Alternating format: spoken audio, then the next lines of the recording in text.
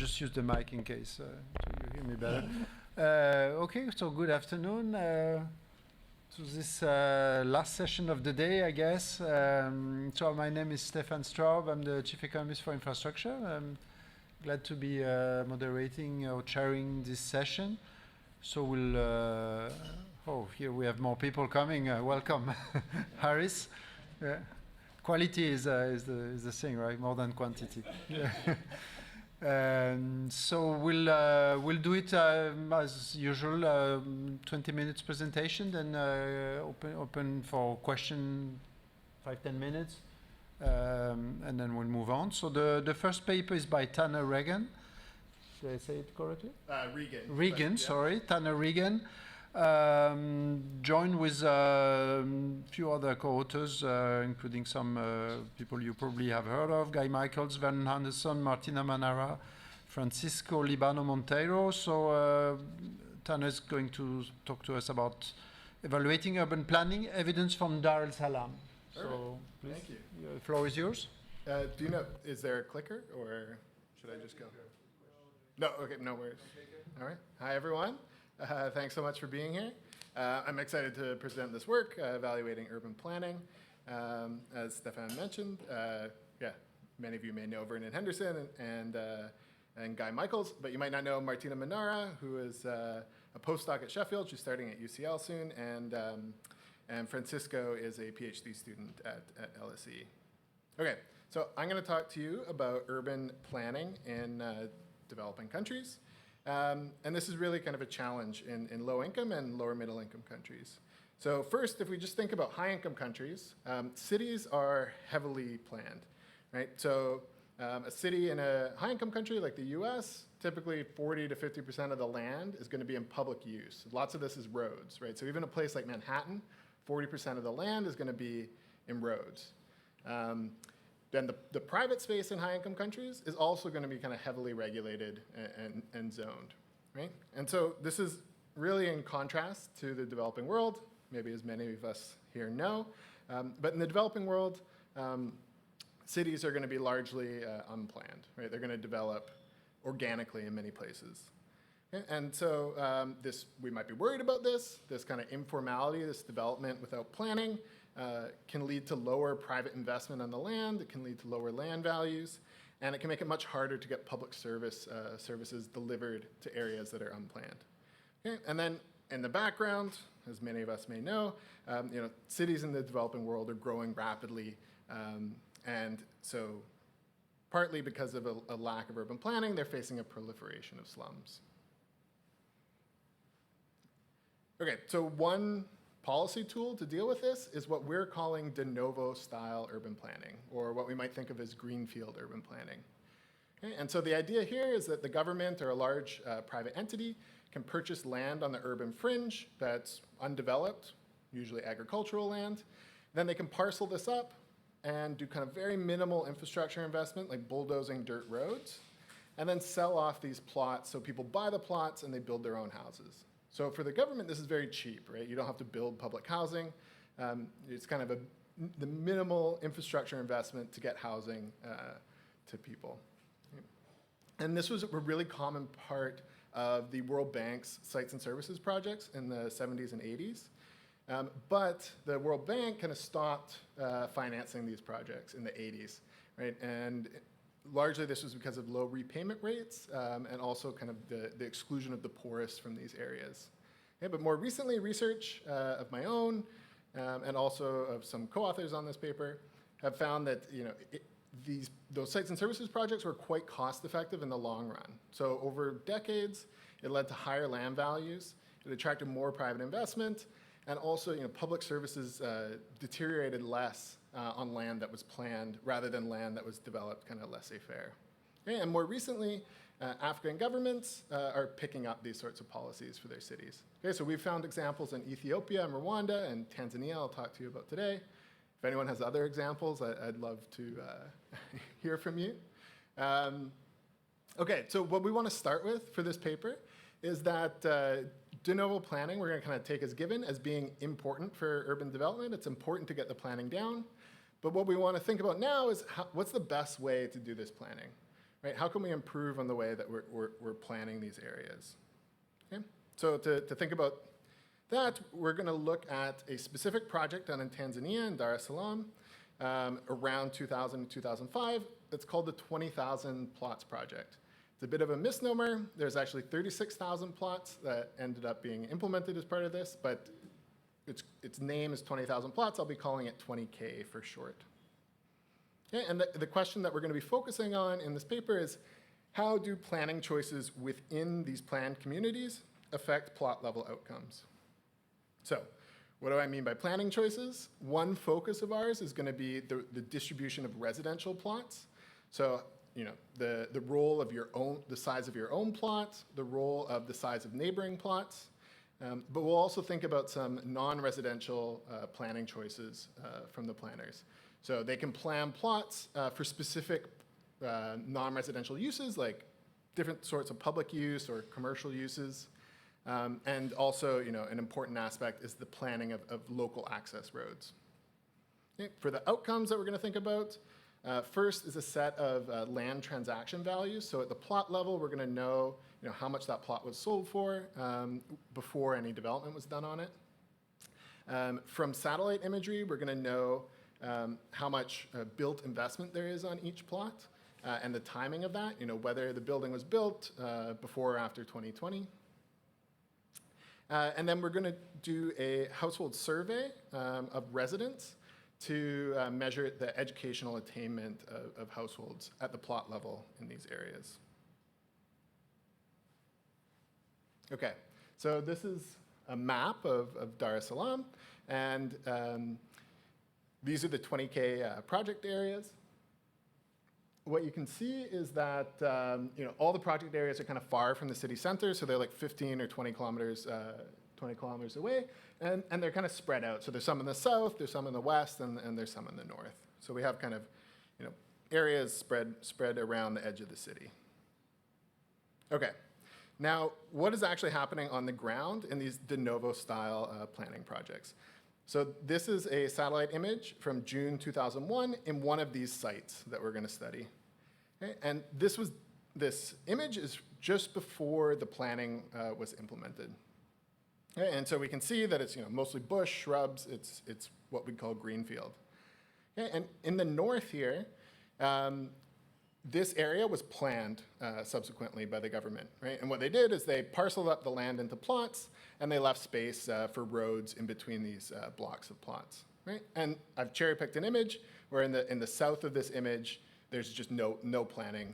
People have been left to develop laissez-faire. Okay, we can fast forward 20 years.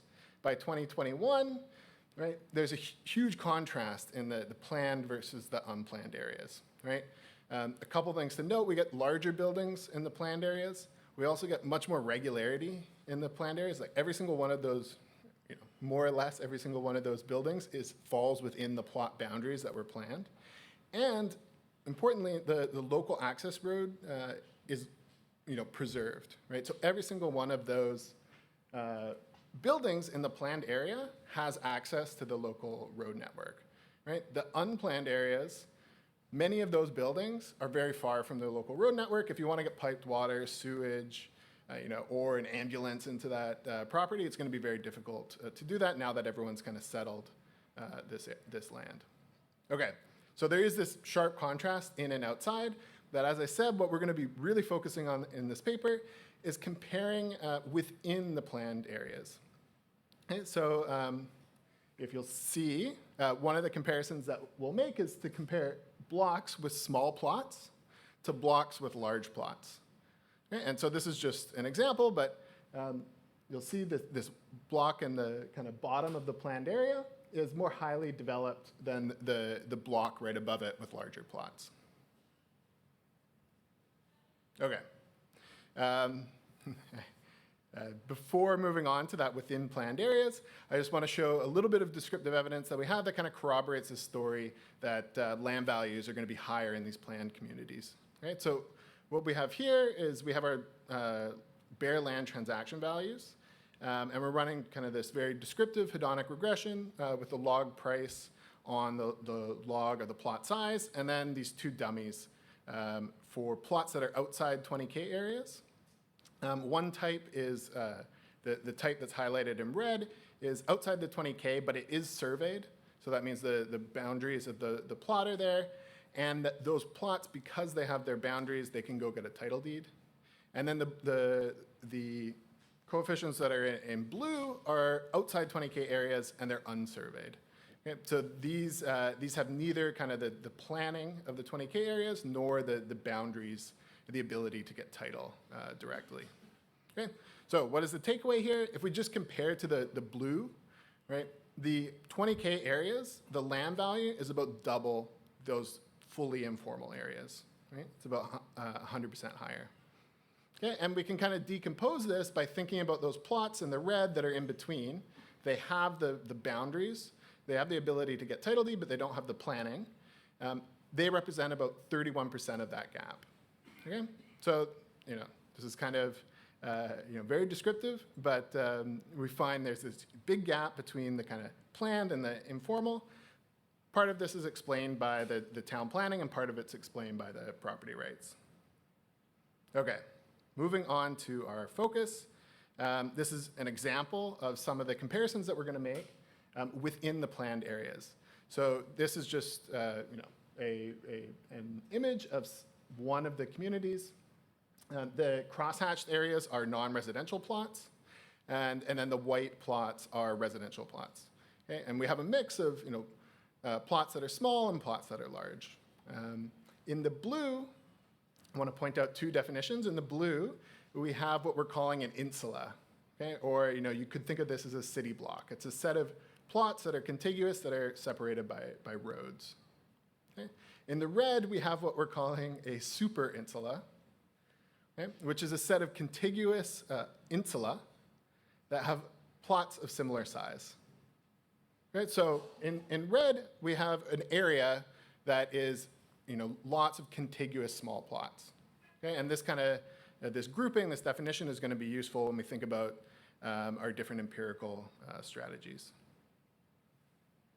Okay, so moving on to findings. Our first finding is that the price of land per square meter is going to fall kind of dramatically with plot size. Okay? So what we're doing here is we're running just kind of OLS regression within project areas on bins of plot sizes. Right? So each bin is about 100 square meters.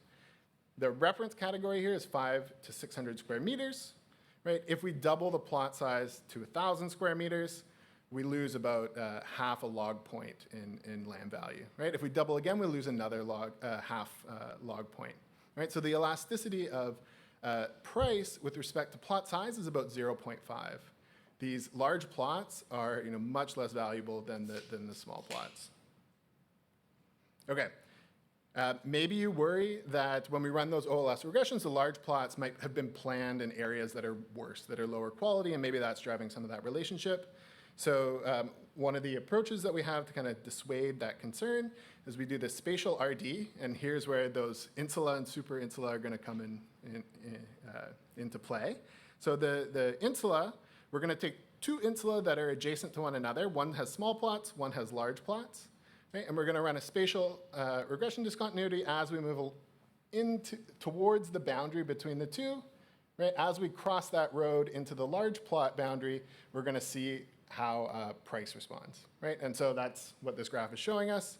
When you move across from a small insula to an insula where plots are at least 400 square meters larger, your land value falls. Okay? So that's the idea here. Why are we kind of focusing on this price per square meter? Well, it suggests that there's some misallocation here on parts of the planner. And in particular, it suggests that these planners plan too many large lots, right? If they planned fewer large lots, we could have increased the aggregate land value. Right, so, at least on the margin, we can do this back of the envelope calculation. Right, we can take one 1,600 square meter plot. It's worth about $16,000 US today. We can split it into four 400 square meter plots, each worth about $6,000 today. Okay, and even accounting for the cost of adding a new plot at the time of planning, you've got to send someone to the field to survey that next plot. Even accounting for that, there's gains of about 50% on the value of that large plot. Okay? But today, it's much harder to do that splitting, so we're stuck in this world where we have too many large lots. Okay? So the planners kind of missed the demand for small plots. Okay, so that's on the price. Next, we can turn to this satellite data. And so here we're asking, are the large lots kind of developed more or less intensively? Okay, and so here again, we find that the intensity of development, so the share of the land that has buildings on it, is falling dramatically with the plot size. Okay, so basically, whether you have a small or large lot, more or less you build the same size house, and large lots just have big backyards. Instead, if we ask, do smaller large lots are they more or less likely to have any building built on them? We don't really find anything that clear here. So maybe there's something going on in those medium-sized plots. Maybe they're a little bit less likely to be built on, but across the whole distribution, it's kind of similarly levels of likelihood to be built upon, whether you're small or large. Okay, so what that means is that there's more kind of housing being built on unit of land when land is planned as small versus planned as large. Okay? What we can also ask is this providing more housing for people? Okay, and so what we can do here is we can look at, from our household survey, we have the size of households that are living on individual plots. Okay, and in the very first column here, we have the mean for these different plot sizes, right? And so it's true that the large plots house slightly more people than the small plots, but not by nearly enough to account for the fact that these large plots are like triple the size. Okay, so if we look at the population density that's provided by these small plots, we get about 3 times the amount of people per square kilometer that we get if we plan large plots. Okay, so if our policy is meant to be, how can we house more people with a limited amount of formal land that we have, the small plots are a better option. Okay. Finding number 3, you might wonder, so I'm saying the planners plan too many large lots. You might think, well, maybe there's a negative externality to the small lots. And so from the planner's perspective, maybe they want to plan more large lots to kind of benefit, maybe people value having large plot neighbors. If anything, what we find is that there's a positive externality from having small plot neighbors. Okay? And so to answer this question, we're going to use those super insula definitions. Okay? And so here the idea is when we're in a super insula of small plots, in the blue here, we're thinking about moving deeper into a super insula that's all small. Okay? And in the red, we're thinking about moving deeper into an area that's all large. Okay? And so what we can see from the blue is that the likelihood that your plot is built upon and the share of the land that gets developed is increasing as you move deeper into these areas that are small. Okay? So if you're a small plot, you're actually more likely to build more intensively, but also to build at all if your neighbors are also small. Okay? With the red, for the large plots, we don't find any kind of evidence of an externality like that. Okay. So far, I've been talking about these policy choices that are with respect to the residential plots. Okay? But the planners also planned non-residential plots. Right? And so what I'm not showing you, but what we find is that having a residential plot that's in proximity to different planned non-residential uses isn't valued at all. So the prices don't correlate with proximity to any planned uses, and the development intensity doesn't correlate with proximity to any of these planned uses. Okay, so we looked a little bit closer at this, and we conducted a census of the actual implemented non-residential uses, and maybe not so exciting, what we find is that basically in non-residential plots, very little was implemented as planned. Right? So on what we're showing here is the share of non-residential plots that are planned in dark bars and implemented in light bars for different uses, right? So the very first bar is recreational use. Something like over 25% of plots were planned for recreation, but only 6 or 7% of plots were actually implemented as recreational use. Okay? Public buildings is maybe even more dismal. So the public buildings, something like 15% of plots were planned to have public buildings on them, and maybe like 1% actually do. Right? Instead, on the right-hand side of the graph, what is actually implemented? A lot of it is farming. Quite a bit of it's residential use, and the majority is just unused. Some of that, is well kept. People keep the bushes back, and lots of it is, just left completely unused and completely unkept. Okay, and then finally, we have some evidence on sorting into these areas and across plots within the areas. And so overall, we find that the people that go to live in these 20K areas are much wealthier than the average in Dar es Salaam. So we're not, these areas are not providing housing for the poorest in Dar es Salaam. So residents have about 12 years of education, while in Dar es Salaam the average is about 9. Residents that own their plot have about 14 years of education. So we're about 4 or 5 years additional education in these areas compared to the average in Dar es Salaam. Okay, why were the poor kind of limited from these areas? So first, even though it was very kind of cheaply done, it only cost $1 per square meter to get land in these areas. The smallest plot you could buy was 400 square meters. So basically you had to pay at least $400 to get access to these planned communities. The other thing is that they really rushed the sale of these plots. So this was because they really wanted to recover the costs of the program. But this also meant that people that are well connected, that know that this project is going on, are going to be the most likely to get plots. Right? Also, those that are able, that have the liquidity to pay right away, are going to be the ones that get these plots.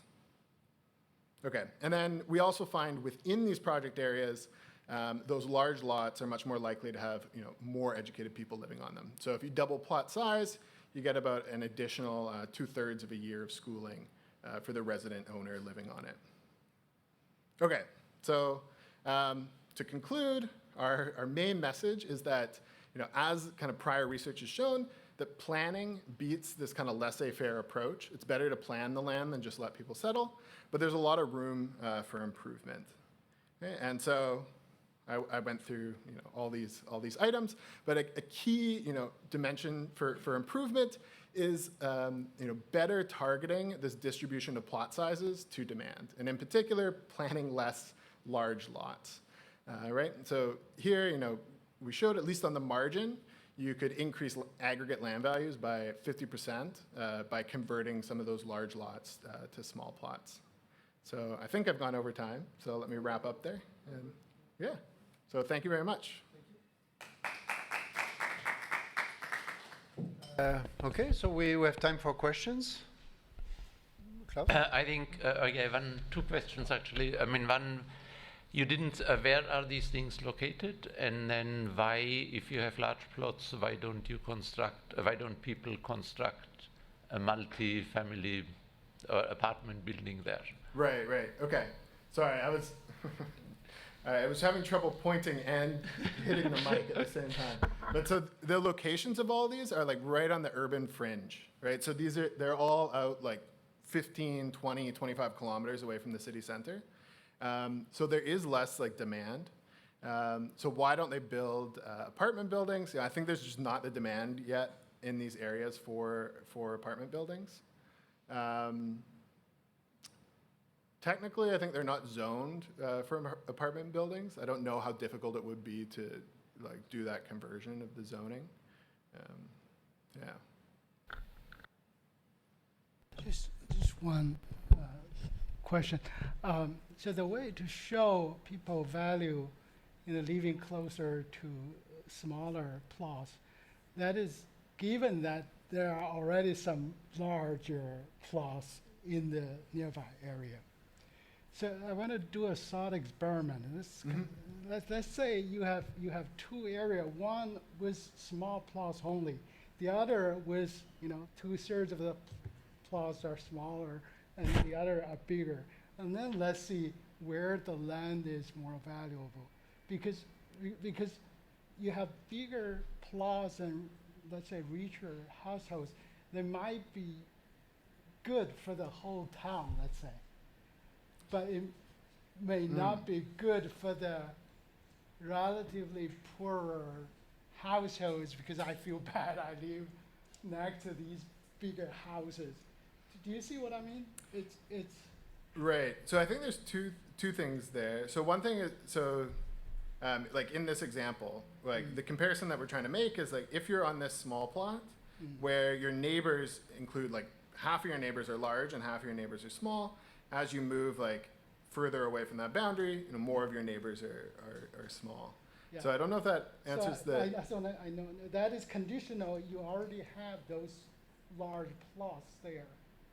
And my thought experiment is if you move them away and you replace them with smaller plots, then the value of the land could be lower, because you don't have variety, you don't have the richer households to provide other activities. Right, like at the aggregate, right, okay. Yeah, so one thing that we're not going to be able to do very well, right, is the question of, if you replanned all these plot sizes and the rich people that are living on these large lots, would they move else? Like, would they just not go find a plot in the planned area?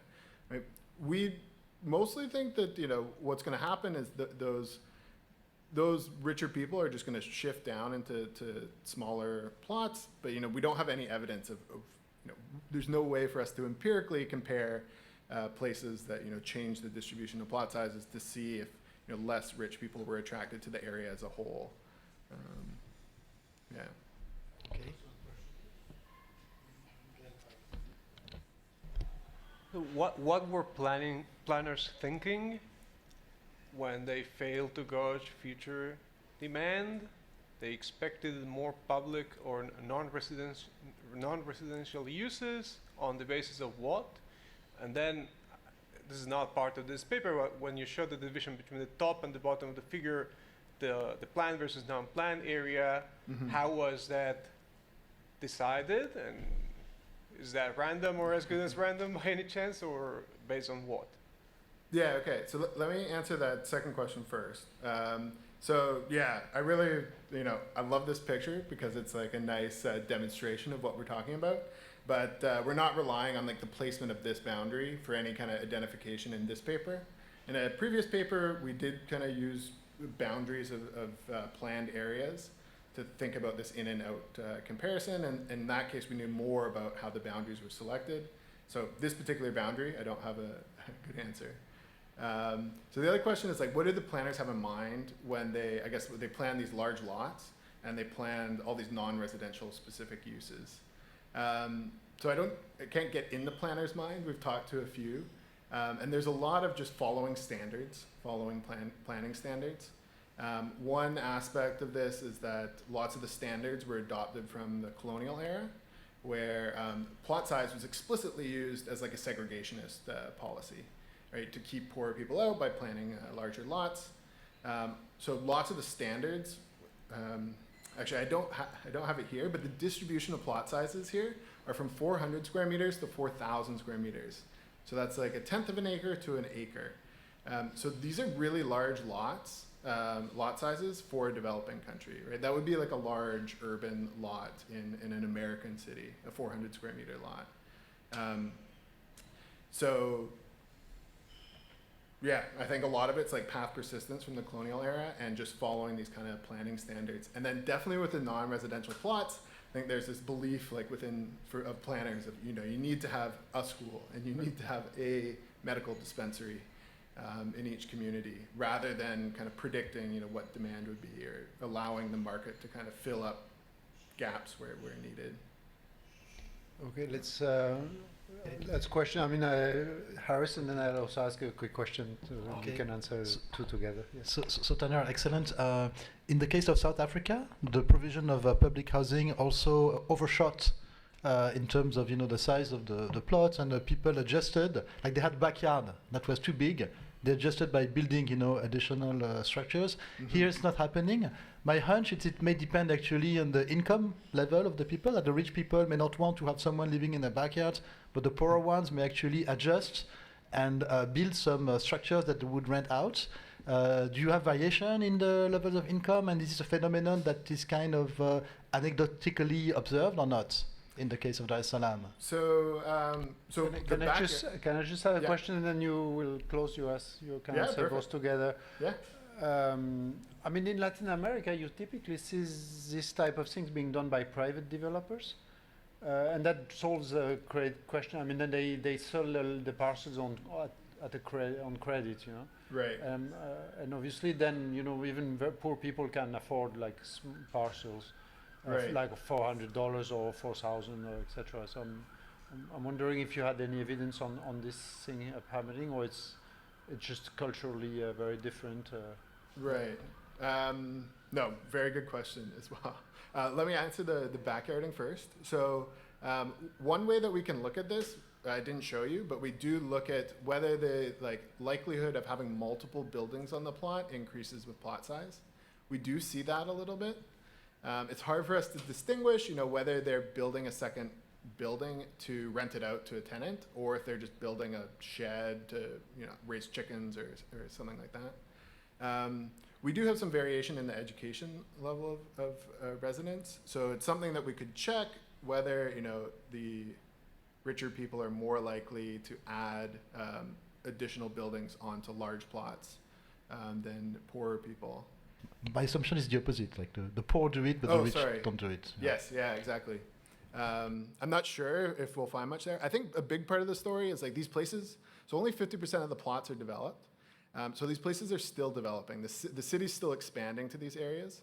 And so maybe in 10, 15 years, there will be enough demand to kind of, if you aren't able to formally split your plot, to start backyarding and capturing those rents.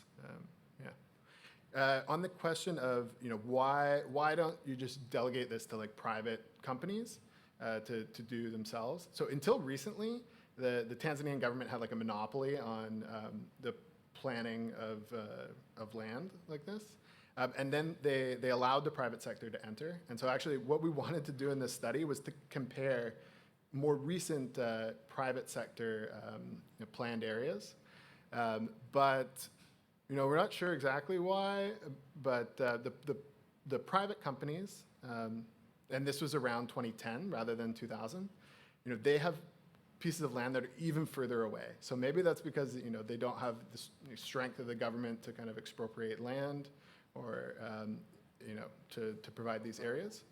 But they're really far away. So if we look at them now, none of them are developed.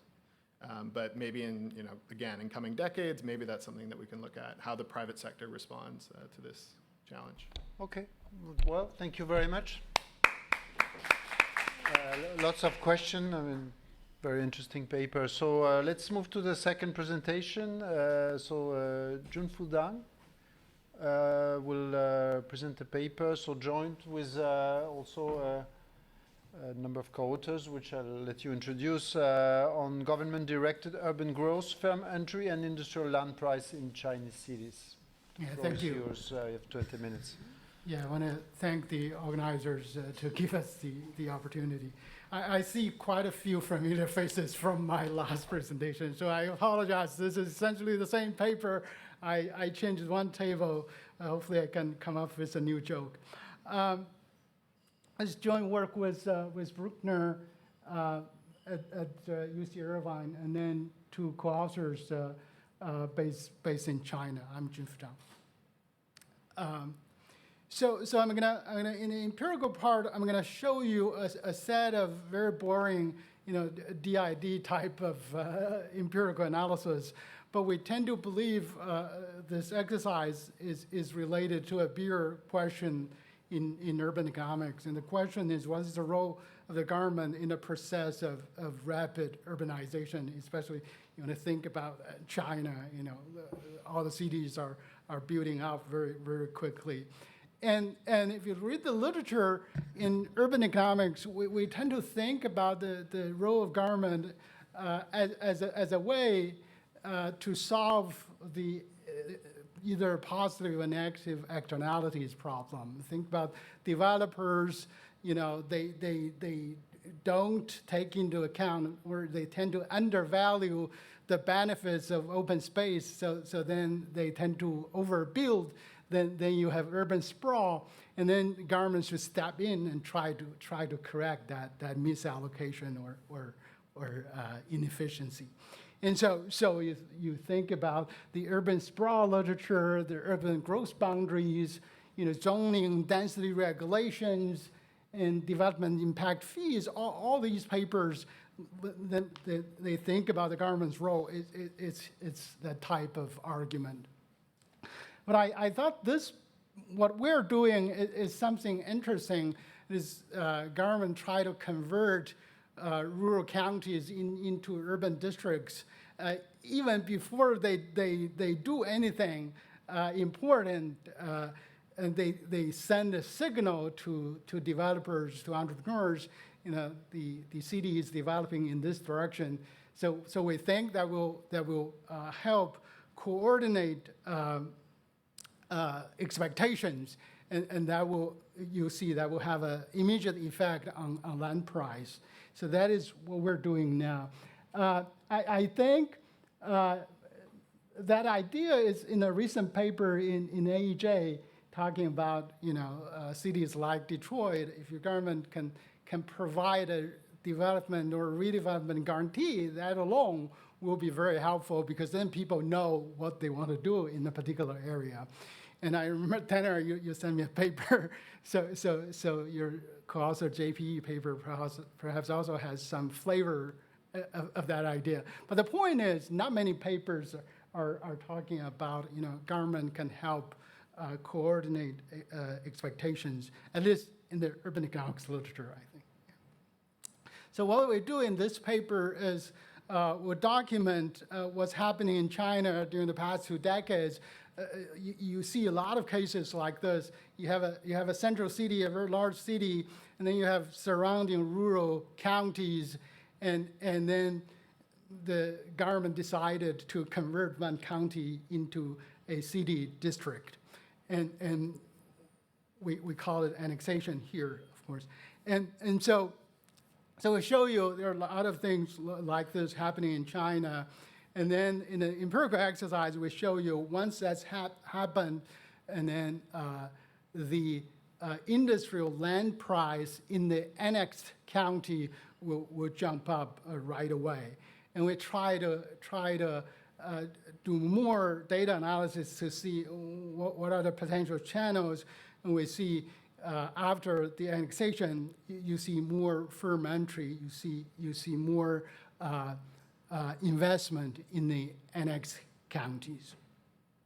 Okay, so let me, for those of you who are not very familiar with the administrative hierarchy in China, let me show you this. It's borrowed from a political scientist. So in China, you have the central government, and then below that, you have provinces, you have autonomous zone regions where a lot of ethnic minorities are living.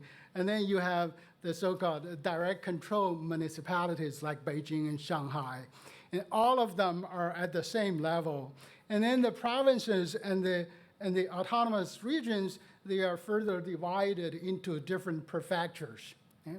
And there will be 330 prefectures. And in each prefecture, you have a central city. The prefecture government is located in the central city. And the central city is divided into different urban districts. And then outside of the central city, you have rural counties in the surrounding area. Okay? So what we're looking at is the prefecture level cities. A lot of times they will take one of the rural counties, and then they call them, now it is the urban district. Okay? So that is the activity we're looking at.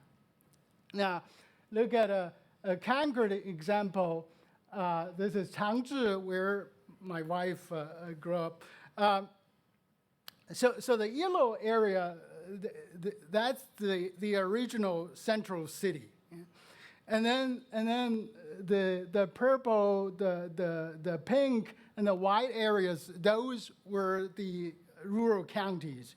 And in this case, Zhang decided the central city is too small, we're building out, and we need more land, and they decided to take over 3 rural counties. So the pink areas, they converted those into urban districts. And then you have purple counties, they're still counties. So in our empirical exercise, we'll call the pink counties, they're the treated areas. They're converted into urban districts. And we'll use our strategies to use the purple counties as control counties. When we look at the land price. So then what is the difference between the urban district and the rural county? They are at the same administrative level, except the urban districts, they are more developed. Most of the areas are already built up. You don't have a lot of farmland. But rural counties are more rural, of course. They have more farmland. I think one big difference is in terms of the physical autonomy. It is urban districts in the central city, the urban planning is done by the city government. So the urban districts, you don't have a lot of say, where you want to build a road. It has to be coordinated at the city level. But rural counties, they have more autonomy in terms of build local infrastructure. Okay? So that is the major difference. Now, I don't have time to talk about this, but in the paper there's a model. So essentially, we use some TDI algebra to tell the story. So think about a central city. Now, if I'm an entrepreneur, I want to start a business in the suburban area. Do I do it on the east side or on the west side?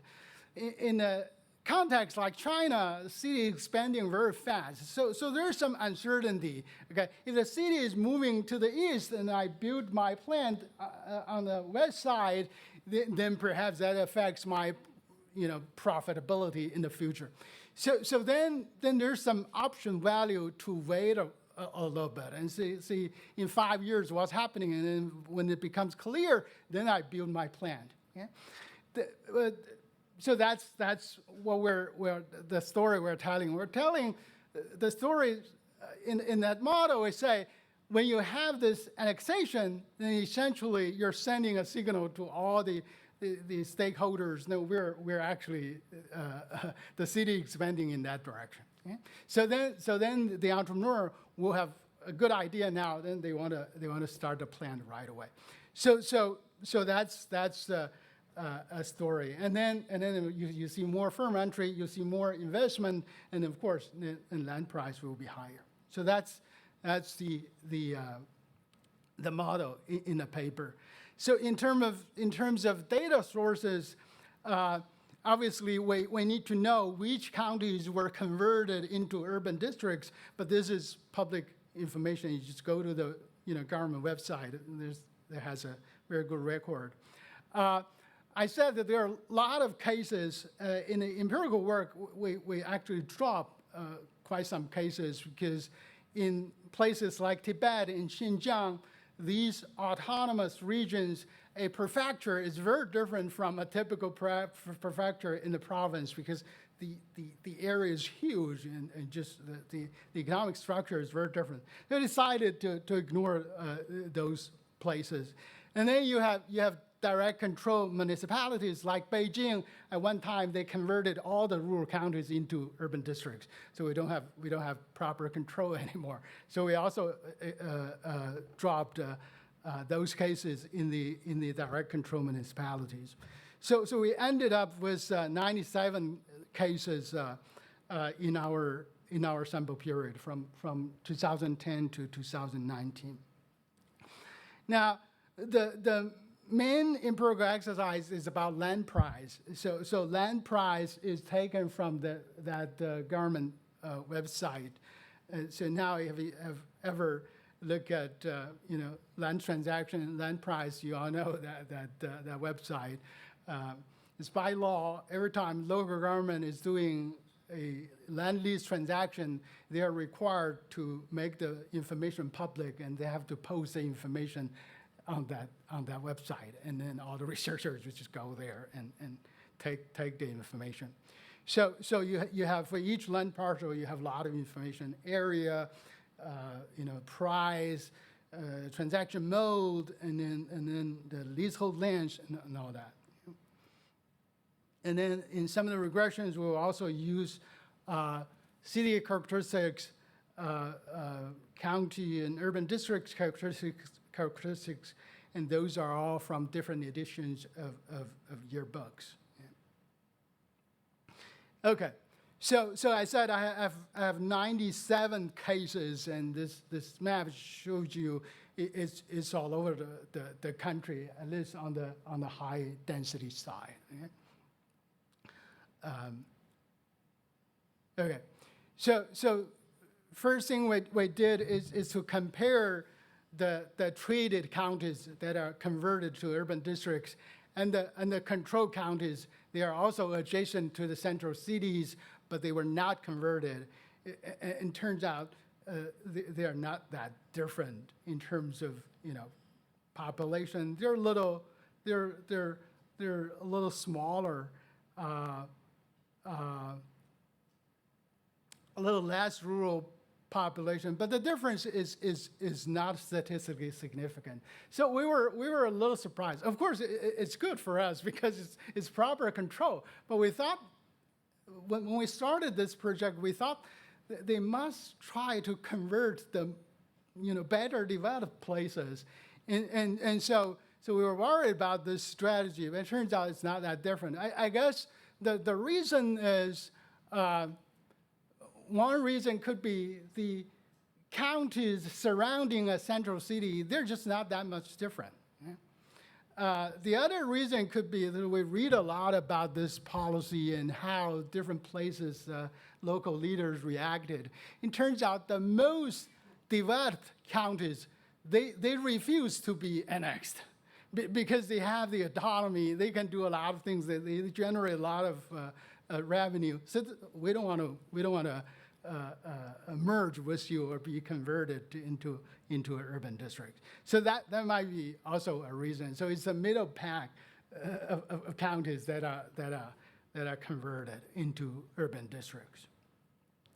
So we're gonna run this regression. It says log industrial land price. So that's partial I in county C. In year T, and that DUG, this directed urban growth, is a dummy variable. If a county is converted to an urban district, then it has value 1. And then we have X, a bunch of land partial level controls, and then we have county fixed effect FC. And we have province time fixed effect. So we run this regression using 2 samples. In one, we only have treated counties, meaning we're comparing the price before annexation and after annexation. And the other is we also add the control counties. So now it's a standard difference in difference type of exercise. Okay, so if we're only using treated counties, I call it event study, and the other is the ID, and you see the coefficient is not that different. Turns out it's about 7%. Whether you believe the before and after comparison, or you believe that the ID specification, it's about 7%. So after you annex a rural county, and then the industrial land price jumped by 7%. You could do that year by year. You see, before the annexation, this is from the DID specification. So the control counties and the treated counties, the land price is not that much different. And then right after annexation, and then you see the jump in land price in the annexed county. This is to include county characteristics in the first year of the sample period, and then also that is interacted with the year dummy, allowed the initial characteristics to affect the land price in different ways in different years, and so you see the effect on land price is still similar. Then we also have observations in the central city, observations in the neighboring counties. If we do the before and after comparison and see whether the annexation also affected land price in the central city or in the other neighboring counties, it turns out we don't see a significant effect. So the magnitude of the coefficient is very small and is not statistically significant. And then so we did this. This is a new table. We still have 2 more years of data. So I redid this table.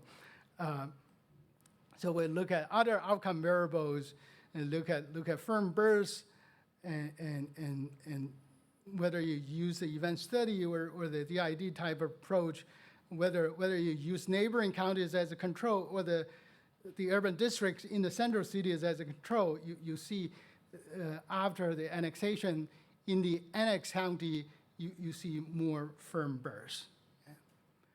And this is in the annexed county, you see more investment. And so we also did some heterogeneity analysis. All these are fairly intuitive. I think it just makes sense. It turns out you can look at the characteristics of the central city. It turns out if the central city is bigger in terms of GDP, bigger in terms of population size or population density, and then the effect on industrial land price after the annexation, that will be bigger. So that's just make a lot of sense. Last slide is just to summarize. We see after annexation in the annexed county, industrial land price increases by 7%, and we think there's suggestive evidence this is due to more firms are founded and more investment is made in these annexed counties, and the effect is bigger if the central city is larger. People always, we started by looking at industrial land prices, but people always like, what's happening to the residential land prices and the commercial land prices? So we added 2 tables in the appendix. It turns out for the residential land price, it seems the coefficient is positive, but really marginally significant in one specification. So we thought it perhaps because residential housing, they are competing. New housing are competing with many other existing houses, but the industrial land is not like there's a factory. Let's knock down everything and build a new factory. So it seems it could be the residential land. Is substitutable, and then the industrial land is less substitutable, and that could be the reason. We don't see much. We don't have positive coefficients for commercial land prices. Yeah, but it's not statistically significant. So that is what I have to report. Thank you.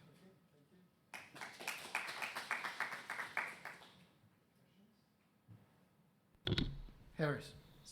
Just two questions. Hi, Junfu. This is great.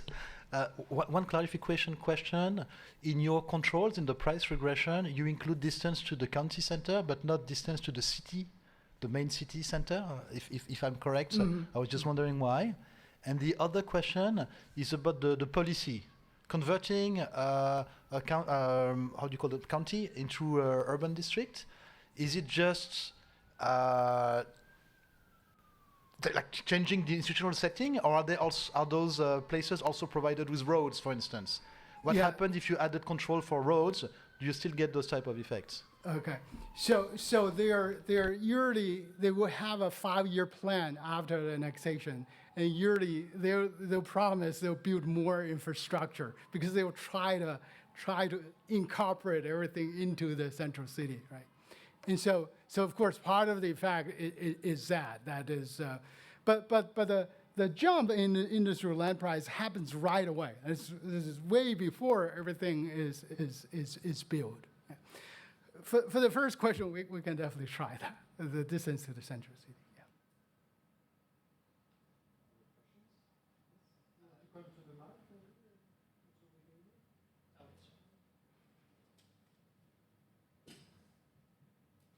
Sorry, I just want to know if there's any change in terms of like a taxation.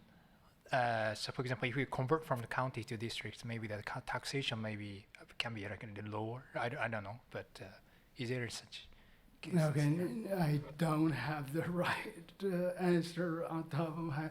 I'll check. Okay, because that's to be kind of crucial in a sense that to distinguish between like expectations or kind of relatively mechanical, right? That kind of, that's kind of boosting the investment in. I'll check, but I think no, you're facing the same kind of. If you have a factory, you are facing the same kind of taxation, I think. But I'll check.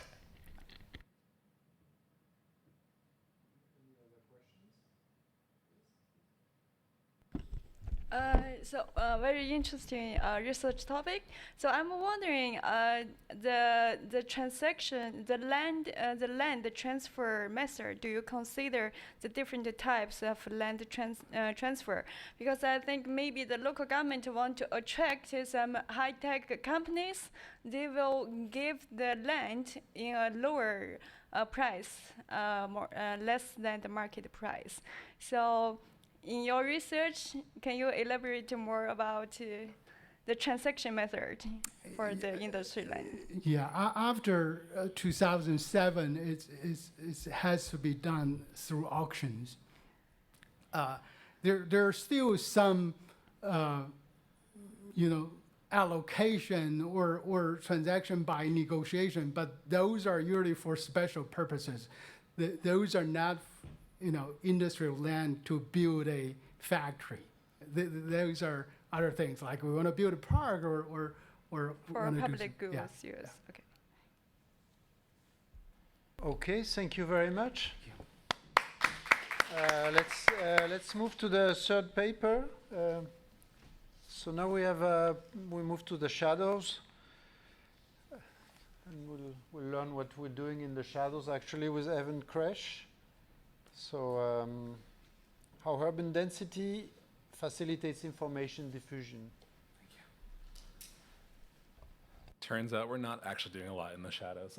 So thank you so much for having me. I'm Evan Kresch, here to talk about a paper with my co-author Ching, who's now at Google. He was a grad student a couple years under me, as well as Claire Stevens, who is now, she's a pre-doc. She was one of my students a couple years ago. Fabulous, fabulous person. She's now a pre-doc at Stanford, and we'll see, she's a new co-author, and she enters into the story at about the penultimate slide.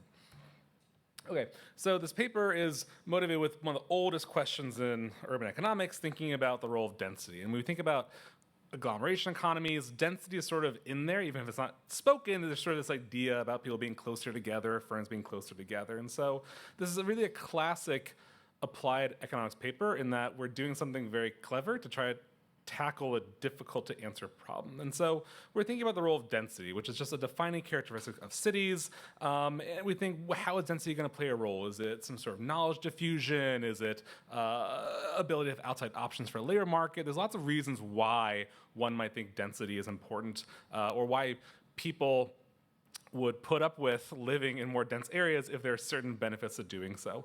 However, testing for density is a really difficult question because density is a super endogenous to the local norms or policies. For example, here in DC, right, you cannot have extremely tall buildings because of flight restrictions with the White House and the Capitol, et cetera.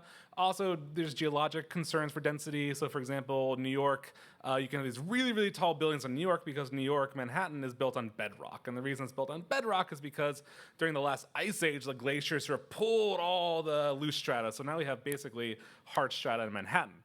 Super useful for density, but also those glaciers, not only did they remove everything to the hard strata, they also made these really deep navigable rivers to make it so that we can get to the interior of the United States through the Erie Canal. And so it's difficult to tease out whether the effect is really caused by density or some other geological concern that's sort of compounding everything.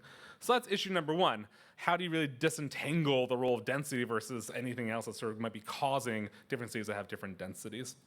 And the second, of course, that information is a super slippery term. It's really generally unobservable to the researcher. So we're going to take our best stab at having some sort of consistent measure for information. So we're going to look at a policy that's going to give us what we think is plausibly exogenous variation in density, and then see how that density measure affects our measure information. We'll talk about how we measure it and see whether people agree that that's actually a decent way of thinking about information. So what we're going to do in this paper is we're going to exploit a reform in China. So this is one of those papers where China imposes a law that is that they impose through all of China, but then that's being imposed on different people in different contexts, and these huge extremes that this policy is being affected. So sort of the most obvious example, or most recent one that comes to my head is the time zone, where China's one time zone, and so that has humongous effects for people living over in Tibet versus in Beijing. This is of that flavor. So there was a policy in China that was implemented in 1993 that requires a minimum amount of sunlight for all residential units. Which, you know, for a small country probably wouldn't be a big issue, but China is a very large country. It's super expansive. And so just by the nature of the country, you end up with some parts of the country in the north that have much longer shadows than parts in the south. And so when you have this policy where you say that everyone has to have access to sunlight, what you're basically creating is a exogenous variation in density, because northern buildings are going to have to be farther apart in order not to have the shadows interfere with other parts of the building. And so what we find is that after this policy change, developers are going to have to place their buildings, either place taller buildings farther apart in the north, or build those buildings shorter. Either way, you end up with basically just effectively less dense areas in the north of China than in the south. So we're going to use this variation to sort of, hopefully will convince you at the 5-minute mark that, yes, this is a fantastic instrument, we're so clever to realize that there's this cool policy, and indeed, northern cities are less dense. What do we do then? So what we're going to do is we're going to try to measure how that variation in density affects information diffusion. And the way we're going to do it is we're going to measure this activity on what's called the local leader message board. And we'll talk about exactly what they are a little later, but basically it's a state-sponsored chat room in some sense, where residents can come onto their city-specific chat room and sort of complain about the government or whatever they want to talk about.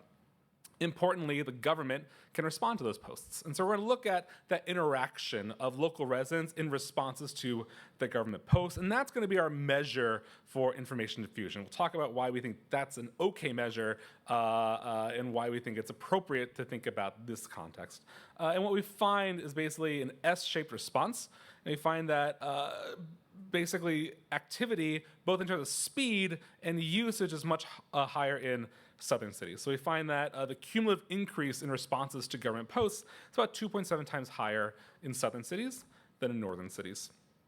And then we follow up with some anecdotal evidence from some surveys that sort of point to, yes, it does seem like something's happening here. So we find that similar individuals, based on sort of controlling for demographics, are more likely to have gossiped or to have heard gossip in southern cities than in northern cities. And so in the back of our head, our thoughts are the way that this density is affecting information diffusion is that people are closer together, and that physical proximity is causing a random exchange of ideas. So if you think about ideas as some sort of Poisson process, the more you interact with people, the more likely you're going to have expected value, your information to have been exchanged. So let me quickly talk about the sunlight policy, and then we'll get into the results. So access to sunlight is affected by two major things in China. One is feng shui principles. So if you go to Hong Kong, there's a skyscraper with a giant hole in the middle of it, and that's to make the spirits from the mountains be able to access the sea. And so there's lots of that sort of type of, I won't say crazy, but peculiar urban standards. But that's not just China, right? So for example, the Shard in London is also a very weird shape, and the reason why the Shard is so weird is because in the 1500s or so, Henry VIII basically said, we need to be able to see the top of St. Paul's Cathedral from this random hill. And so in London, there are certain sightlines that must be protected, and so the city sort of transforms around it. And so you have the same thing going on in China as well, but you sort of interact that with kind of Soviet building practices, where it's sort of a one-size-fits-all approach, and then you end up with basically a national idiosyncrasies in building codes. And so the code in particular that we're going to look at is this one from the Urban Residential Planning and Design Ordinance, GB 50180-93, if you're interested.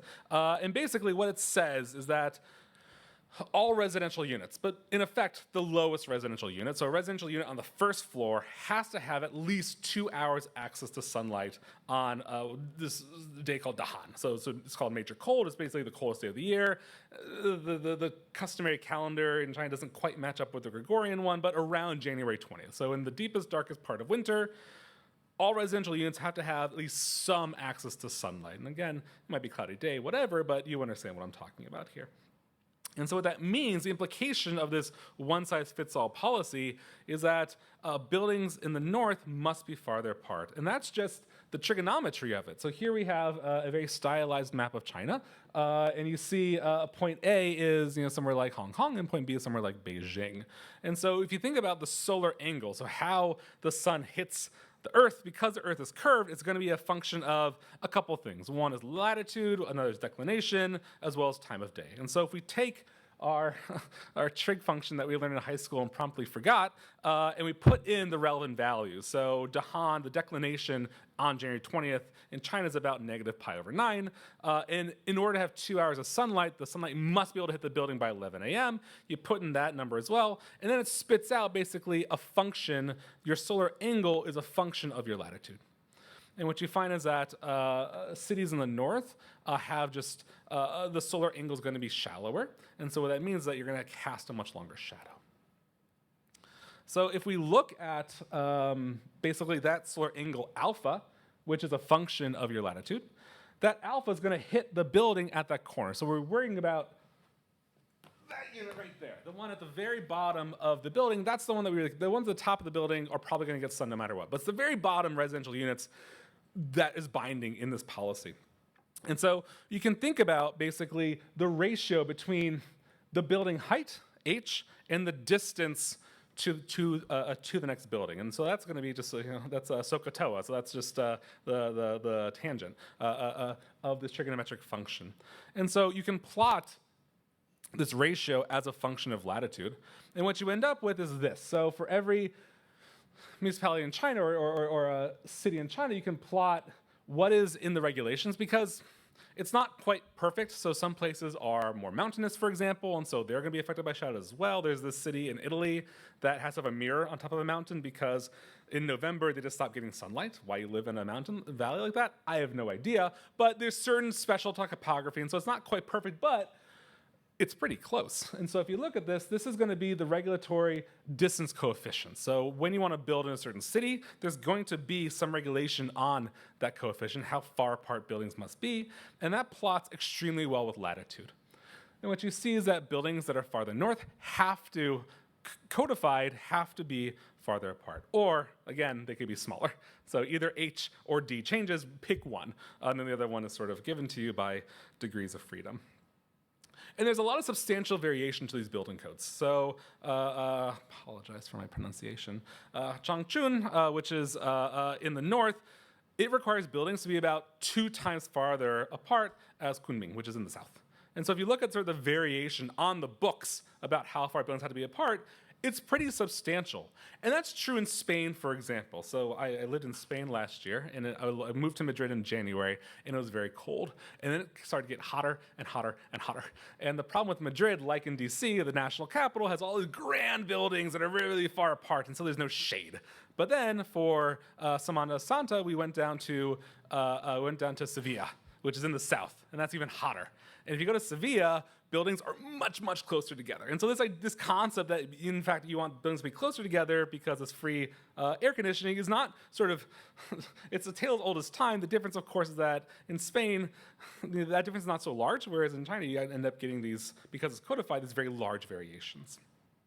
And developers, whenever they propose new building codes, they have to use this officially sanctioned software to sort of analyze how their building is going to affect sunlight around them. And so on the books, it seems like this is true. We have a model in the paper that I'm not going to talk about here to sort of think about whether it's actually binding. So just because this is the maximum ratio, do developers actually hit that constraint? And what we find is, yes, they do, obviously, because if we're going to try to maximize a problem, you're going to hit your constraint. And so we find that in the model, yes, of course, developers are going to try to hit that constraint. And so because of the latitude, they're constrained, and that's giving us that variation.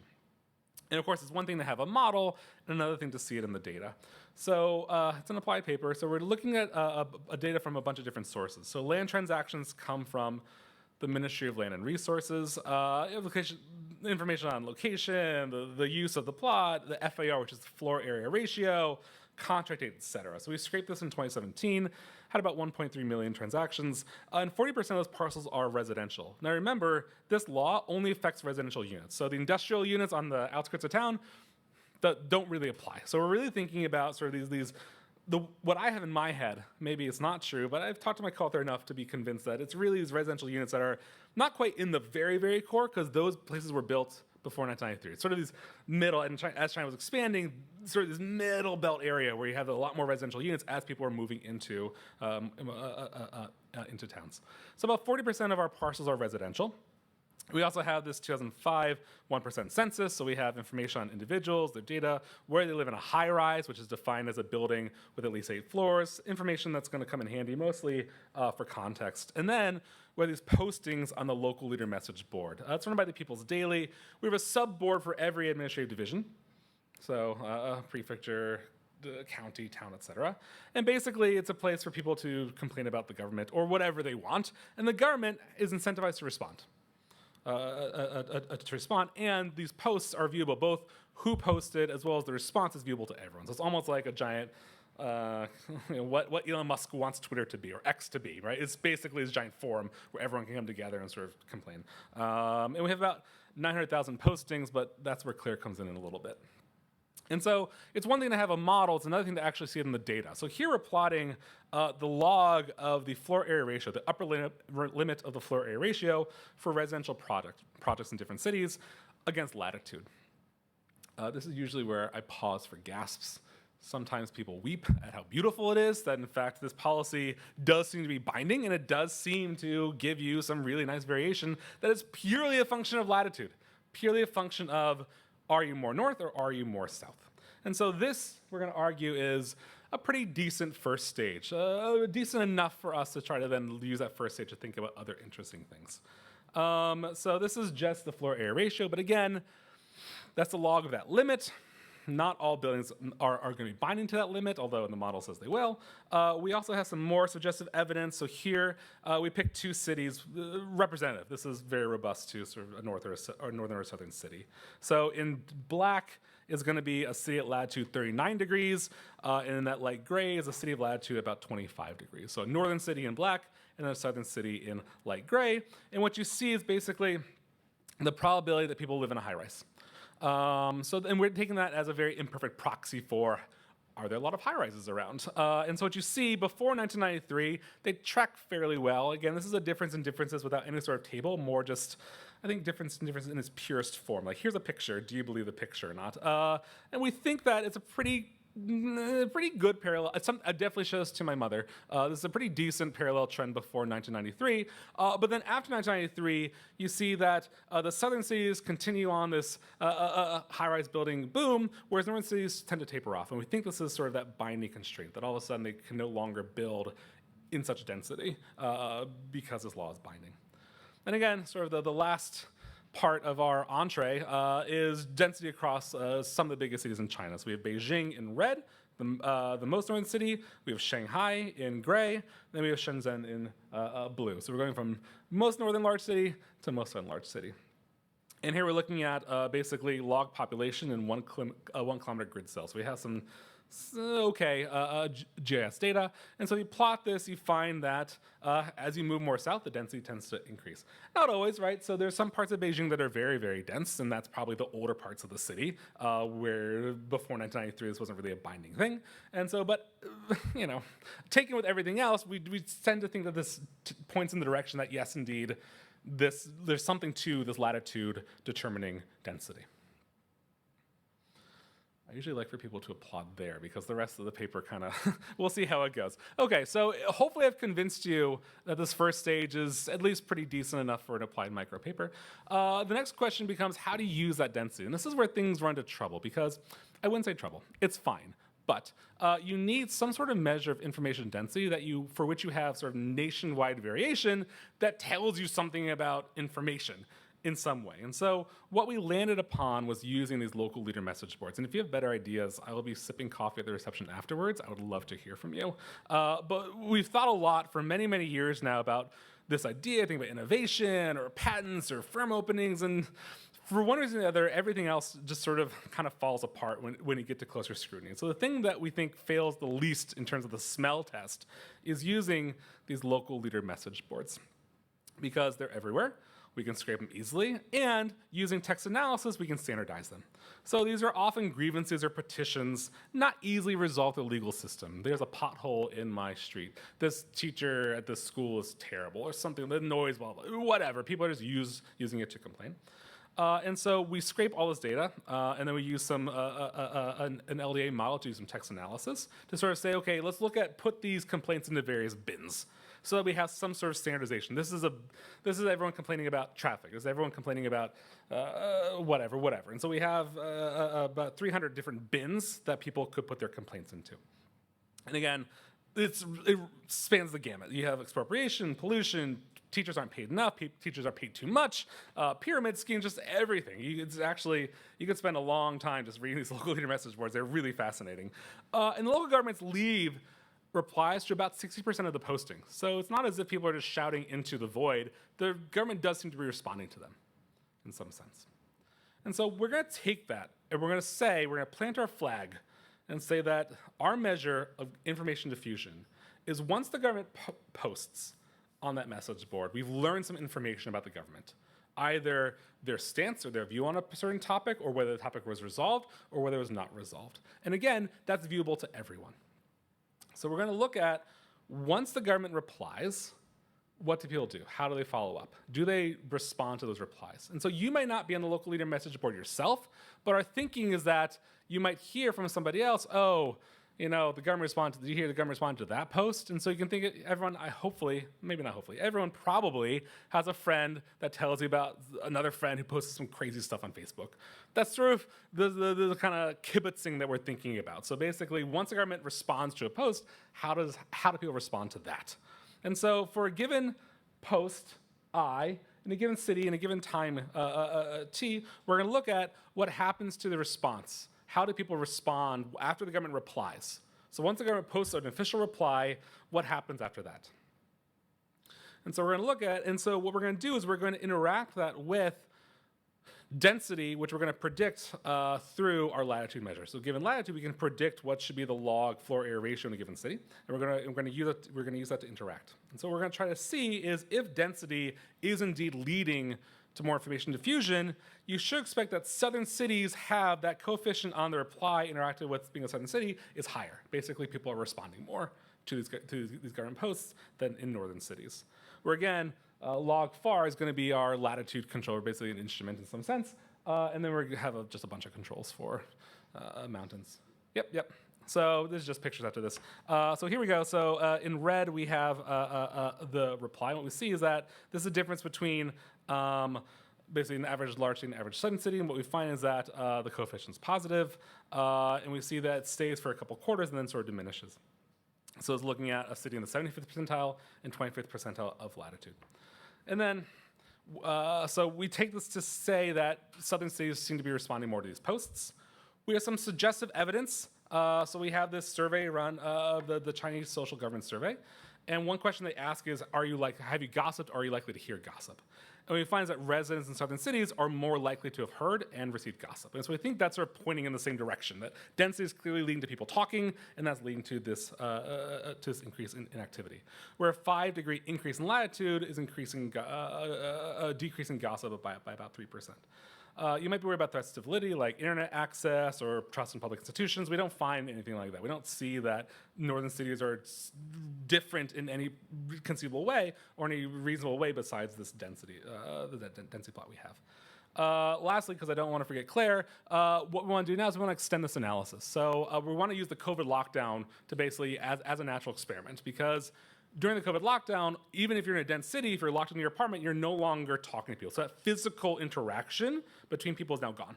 And so what we plan to do, and what we have done, is scraped all the local leader message boards data up to 2023, and we want to see, does that coefficient disappear in southern cities? Because once the COVID lockdown comes into effect, that physical interaction of density should no longer apply, and so we should see a decrease in coefficients, pointing towards that physical proximity really being a driver in information diffusion.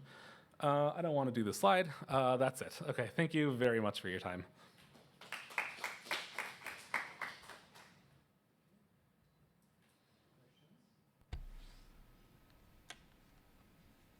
Yeah, go, please.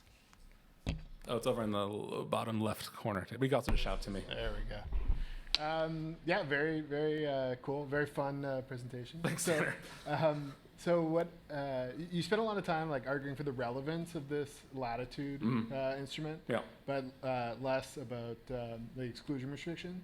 So, for instance, like just that last comment you made, like in the northern cities, you know, it's darker, it's colder during the winter, and maybe people aren't spending so much time together. So, you know. Yeah, so I don't know, latitude might, you know, influence your outcome here aside from through this density measure. And so I was wondering if, like, could you use the fact that parts of the city were built before 1993 and compare that to places that were built after to try to say, you know, to use that time variation? Yeah, it's a great question. And I think it actually cuts both ways, because southern areas are more prone to monsoon as well, and so even though it's like nice and sunny, it was raining a lot. So you might actually might not be outside that much in the south during monsoon area. And in fact, in the north, it's really cold. You might be inside talking to more people, and so it's not clear to me. But that's we control for things like precipitation, temperature. We try to in our city level controls, we try to think about these sorts of things to try to do it. Point well taken. I can't. Yeah, I think that's certainly true.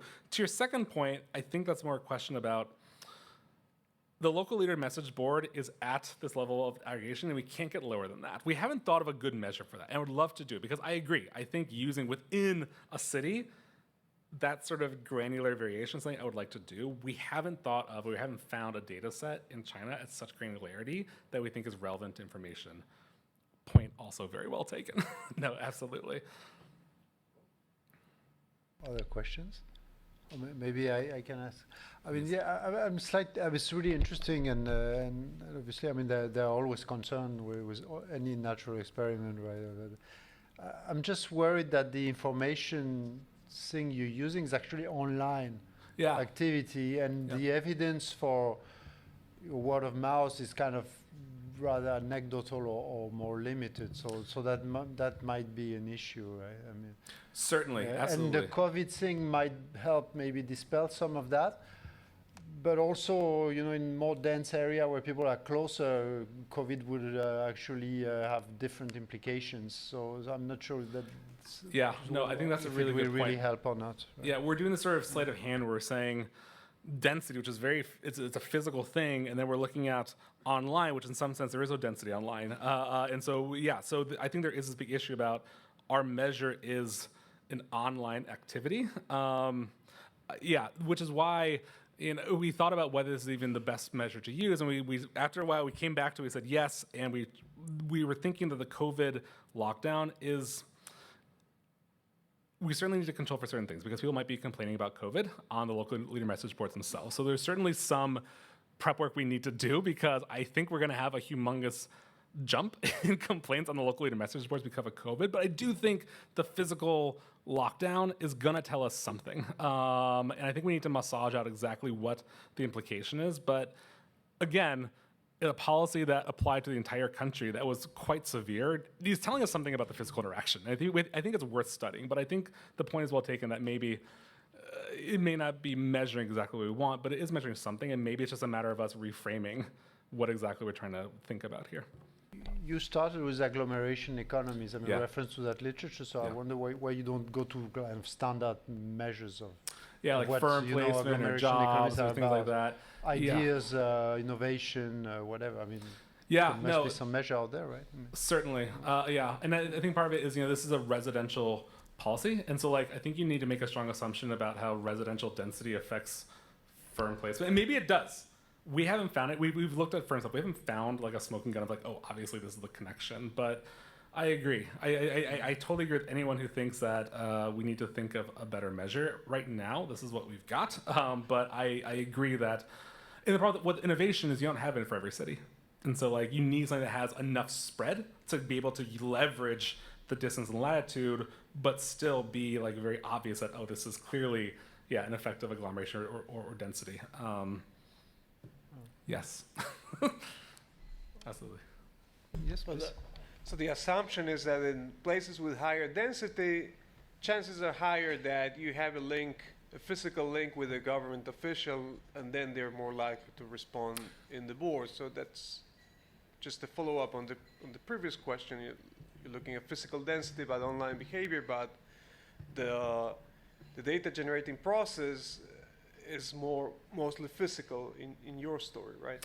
Yeah, so the government response online is public to everyone. The story I have in my head is physical proximity transmits information. And so you might overhear somebody talking to somebody else if you live closer together. I think physical proximity allows the sort of transmission of information in a way that living farther apart doesn't.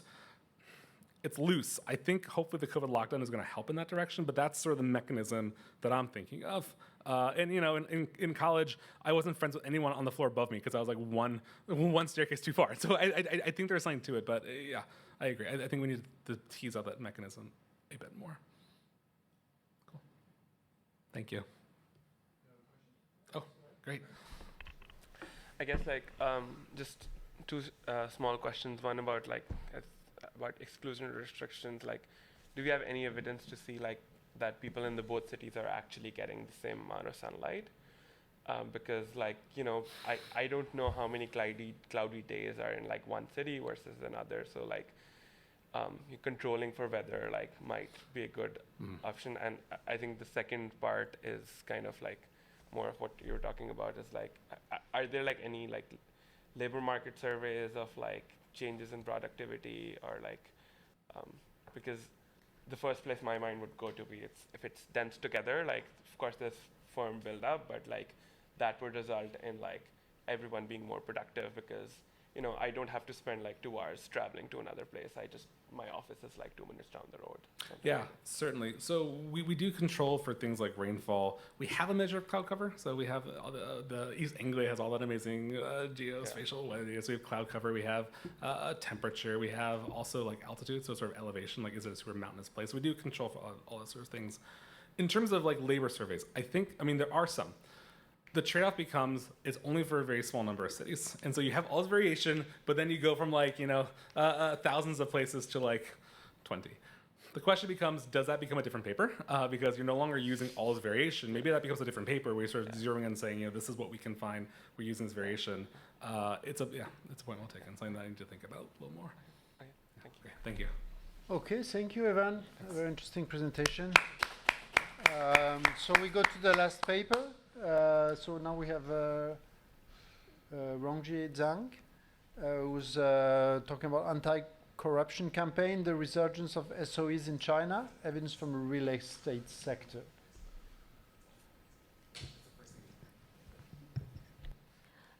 Hi everyone, thanks for having me here. In this paper, we'll try to link two important issues in China. One is about the anti-corruption campaign, which is a series of policy shocks since 2012. And the other is the resurgence of state-owned enterprises. And we try to provide some evidence from the Chinese real estate sector, especially the residential land market. And this paper is a joint work with Professor Fang, who is from UPenn, and Professor Wu, who is also my advisor in Tsinghua University, and Professor Zhou from Peking University. And the last three authors are based in China. Well, when we are talking about China's economy, we're also talking about the socialism with Chinese characteristics. And when we're talking about this concept in terms of the Chinese economy, we usually talk about the coexistence of the state-owned enterprises and the private-owned enterprises. And between these two ownership types, the private sectors are often regarded as one of the most important reasons of the Chinese economic miracle since 1978. But in recent years, especially since 2012, at that time the new president Xi took power in China, and there's a growing concern about the resurgence of state-owned enterprises. And that is regarded as an official reversal of the market-oriented reform. But if we look at what the central government said in all the conferences and documents, we'll find that the market is still playing a decisive role in China's resource allocations. So actually, there are no official policy shift towards the state-owned enterprises, at least from the central government level. So now here's the question. If there are no official policy shifts, then what caused the resurgence of state-owned enterprises? What happened at that time? In this paper, we try to we provide a new hypothesis. That is, we focus on the unintended effects of the anti-corruption campaign. And this campaign started at around 2012. And this figure shows the accumulated number of the crackdown city chiefs. And we can see that the intensity of the campaign is really unprecedented. So why we believe there's a relation between the resurgence of state-owned enterprises and the anti-corruption campaign? Because these two things are seemingly unrelated. The basic idea is about the corruption stereotype. Let me explain it. The corruption stereotype, that means that if there's a fact that the private firms have higher probability to bribe to the local governments, then the local officials would have the incentive to intentionally stay away from the private firms to avoid being suspicious of involving with the bribery cases, either from the upper level government or from the audiences. And in this way, they're actually self-protecting themselves. Under such cases, the local officials might be they might favor the state-owned enterprises more than the private firms. So how we test such a hypothesis? We focused on the Chinese real estate sector because the Chinese housing market is famous for its heavy involvement of corruption in the past decades. Specifically, we use the differences in different methods to investigate how the campaign affects the land purchase behaviors of the local government officials. We compare how much they award the land parcels to the state-owned enterprises and to the private firms. Here are the previews of the results. First, we document that the heavy involvement of private real estate developers in bribes paid to the local officials. And then empirically, we demonstrate that the private firms do purchase fewer residential land parcels after the anti-corruption campaign than their state-owned counterparts. and the effect is actually related with the intensity of the campaign. And more importantly, we also provide some evidence about the mechanisms that is statistical discrimination. I mean, the local governments would intentionally stay away from the private firms and award more land parcels to the state-owned enterprises. And last, we also provide some suggestive evidence on the potential negative welfare loss. Well, our work has three contributions. The first is about the consequences of the China's anti-corruption campaign. Our work is the first to highlight the rise of SOEs is an unintended consequence of the anti-corruption campaign. The point is that we think the shrinkage of the private firms is a bad thing from many aspects, but we think that's not the intended effects of the market-oriented reforms. The reversal of the market-oriented reforms, that's actually an unintended consequence of a good policy, that is the anti-corruption campaign.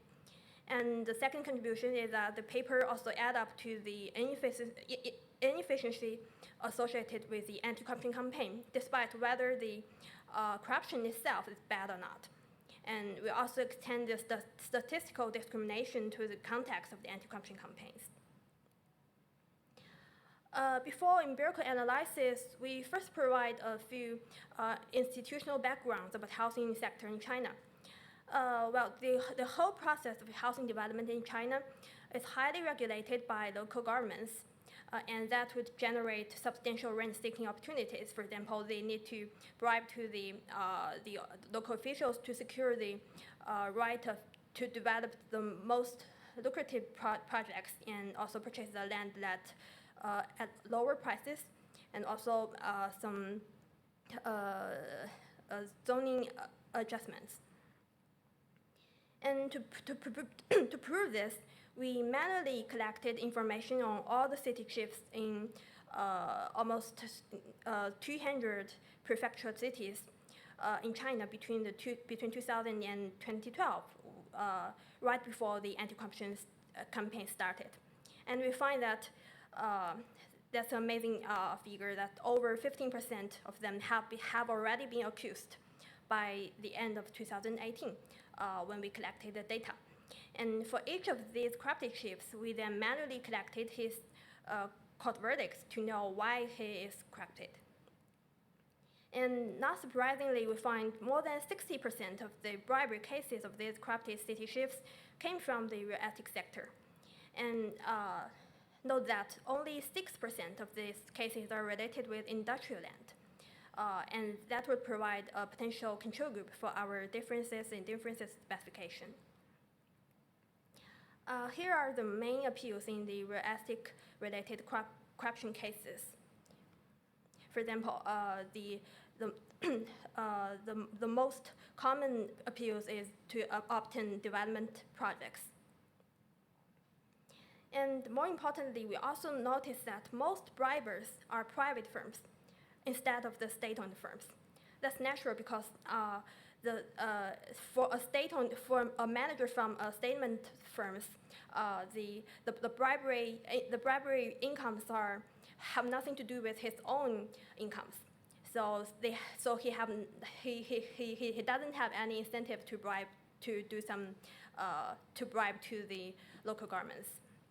And that makes it possible for both the upper level officials and the audiences to have some corruption stereotypes towards the private firms under anti-corruption campaign. And as I just mentioned, we use the industrial land market as a control group because the industrial land market, the industrial land prices is constantly low, and the price gap is really substantial, and I will show you later. So it would be less susceptible for the industrial land to be involved with corruption cases. So they are less likely to be impacted by the anti-corruption campaign. Here's our DID specifications, where the policy shock is the 8-point stipulations on December 4th, 2012. And the treatment group is residential land, while the control group is industrial land. The data we use is the full sample micro-level land transaction data, and we managed to know how the ultimate ownership type of each buyer firm through the official data set of the state administration for market regulation. This procedure is very necessary because under most circumstances, the state-owned enterprises won't buy the land parcels using its own company name. They usually set up a new company, a small company, like a project company or regional company to buy the land parcel. But these land parcels are seemingly private firms, but ultimately controlled by the state. So we need to do this procedure to avoid such a misleading. And once again, these two figures shows the remarkable differences between the residential land transactions and industrial land transactions. The left figure is about the supply volume, and the right figure shows the price. We can say that both the level and the variation of the supply volume and the price are very different between the residential land and the industrial land. Here's the stylized fact. The green line and the red line denotes the share of state-owned enterprises and private firms, respectively.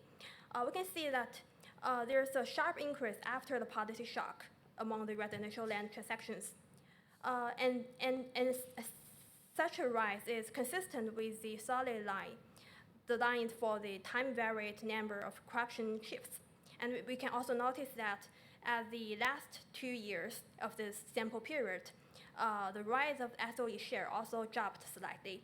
And someone may be curious about the reason, and we're talking about such a shrinkage of the SOE share is also consistent with the weakening intensity of the anti-corruption campaign.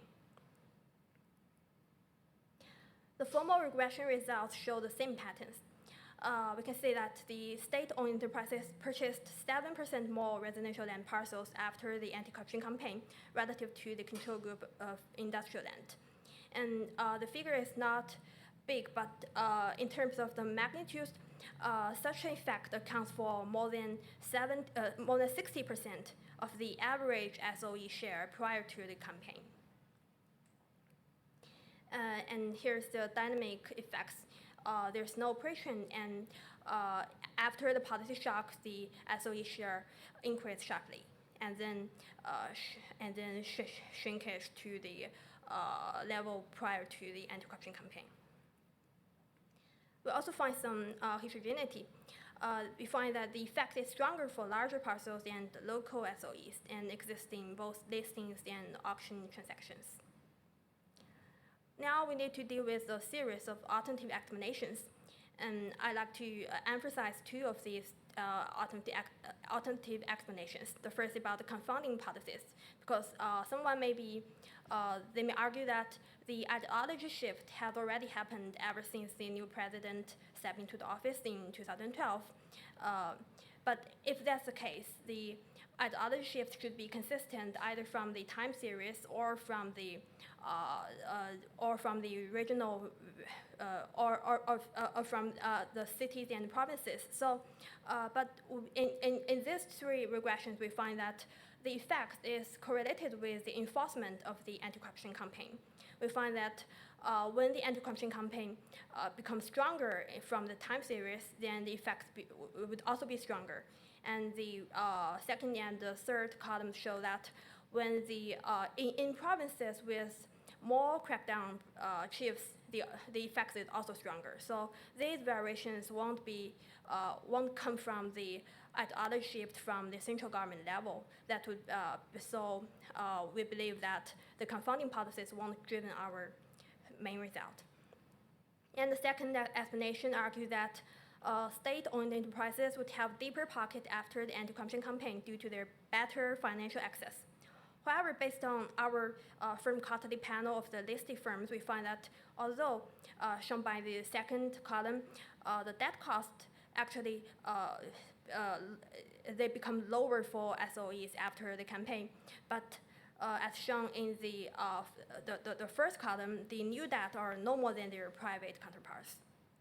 So we believe the results are not purely driven by the changes in SOEs' willingness to pay. And we also demonstrate that the replacement of private firms are mainly realized by local SOEs rather than the nationwide firms or the listed firms with deeper pocket.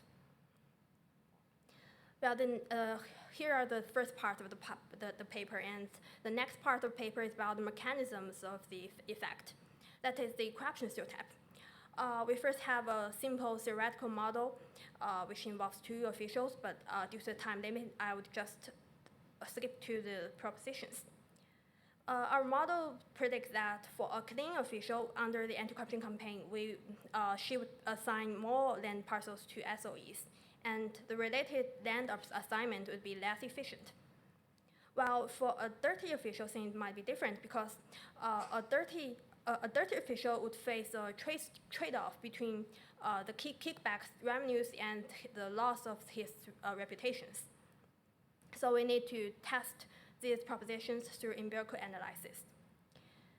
We first lend some support to our model assumptions. That is, if a city chief award more residential land parcels to private firms before the campaign, then she will have higher probability to crack down after the campaign starts. And specifically, we use the severity of real estate-related briberies by POEs before the anti-corruption campaign as a proxy of the corruption stereotype. The idea is the more common the bribery is related to private firms, then the more severe the corruption stereotype be. To do this, we collect all the court verdicts issuing related bribery cases. That's a time-consuming process because it involves 4,000 cases in total. And then we can define the stereotype variable as the accumulated number of real estate-related cases involving bribes-paying POEs, and normalize it by the total number of private firms who bought residential land in the province. Here are the regression results. We do find that in a province with more POE-involved bribery cases, or in other words, more severe stereotype against private firms, then the main effect would be stronger, as shown in the first column. And then we divide the sample into the dirty officials and the clean officials and find that such a pattern only exists for clean officials. So we can conclude that the clean officials they have the incentive to protect themselves from being suspicious of bribery. So they would intentionally favor the state-owned firms more than the private firms. We further focus on the incentive of the self-protection of officials. We find that the officials with higher promotion probabilities would be less likely to take the risk to award land to private firms after the campaign. For example, if they have if they are closer to the retirement time, they would be less likely to take the risk. And this finding also suggests the relationship between the stereotypes and the retreat of private firms. The last part of the paper provides some preliminary welfare analysis.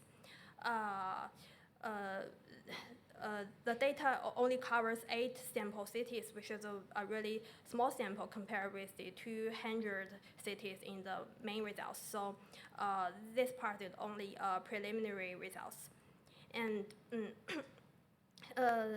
in this part, we focused on 2 major outcomes. One is the delay of the housing development, that is the time interval between the land transaction date and the public sale date of the housing project.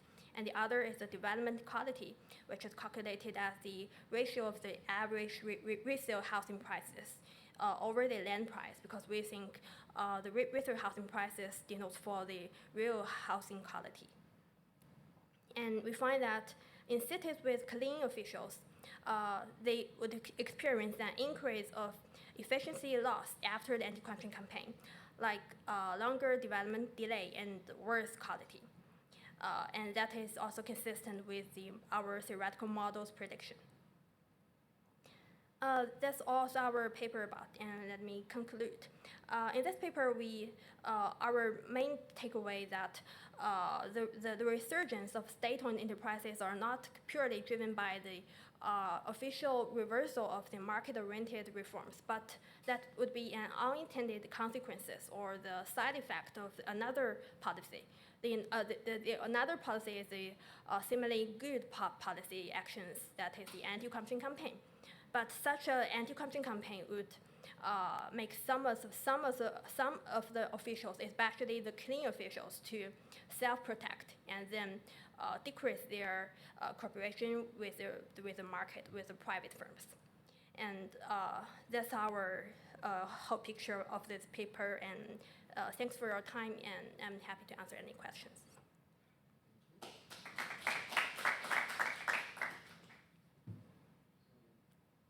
We still have a few minutes for questions.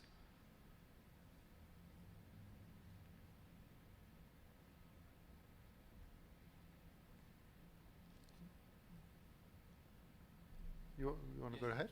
Yeah. Thanks a lot. I think that is a very interesting paper. I think it shows how to, using land prices in a very innovative way. I think, one thing which I maybe have not really missed is whether the anti-corruption campaign actually had effects on land prices.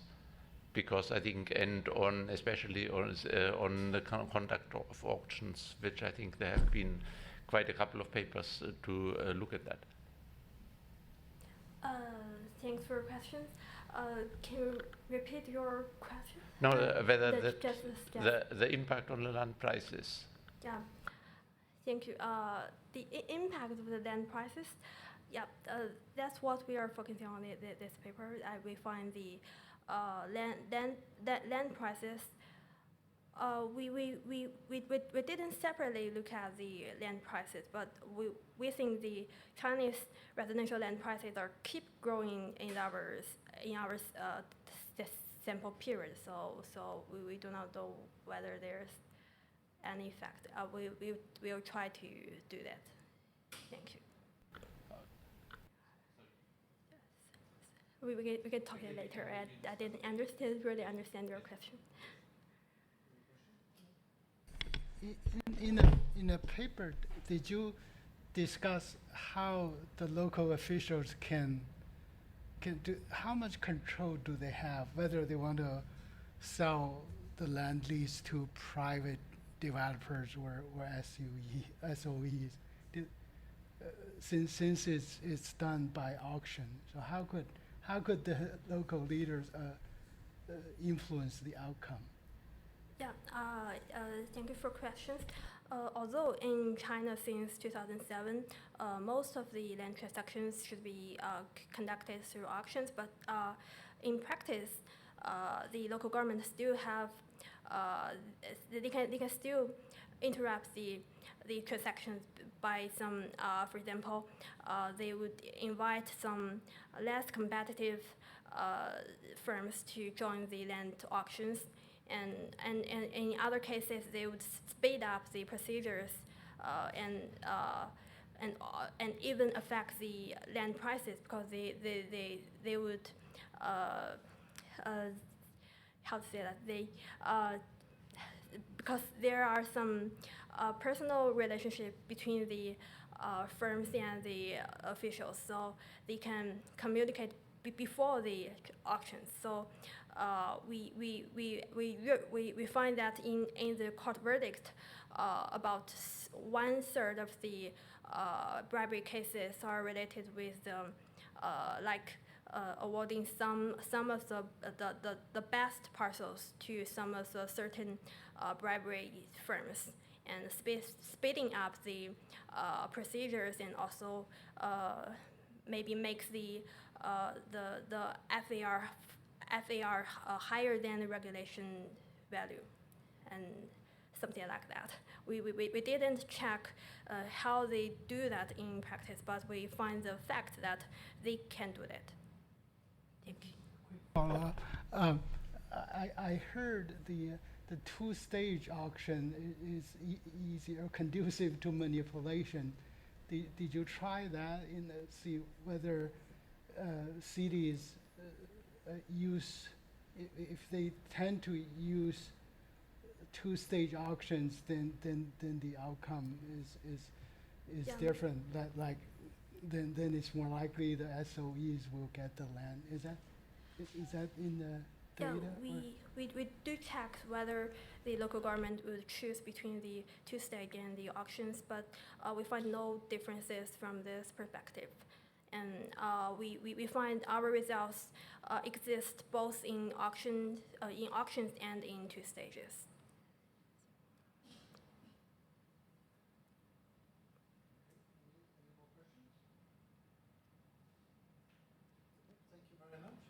Thank you.